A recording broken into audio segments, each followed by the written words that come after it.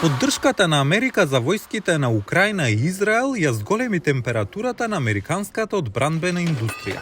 Фабриките низ целата земја имаат задача да произведат повеќе оружје и муниција со темпо што не е забележано со децении.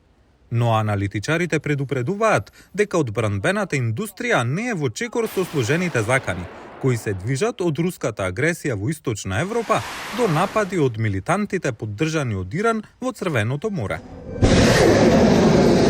The Navy's firing more Tomahawks in 1 week. Морнарицата истрела повеќе за една недела отколку за цела измината година заедно. Ова е стапка на производство во време на мир што треба да се направи.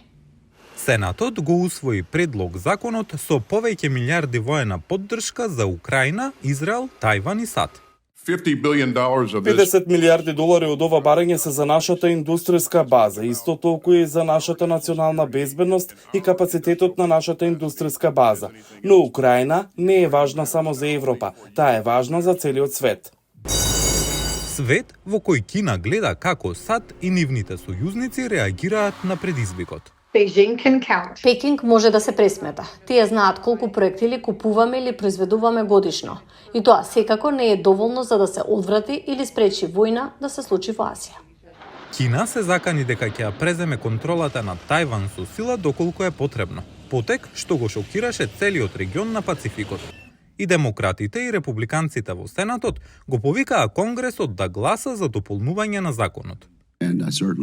Секако дека ја споделувам надежта на законодавците дека ова дополнување ќе биде донесено и подпишано во закон многу брзо. Нацрт законот финансира повеќе американски подморници кои би можеле да помогнат во патролирањето на Пацификот, при што дел од нив ги покрива тековните операции на американската армија во Европа.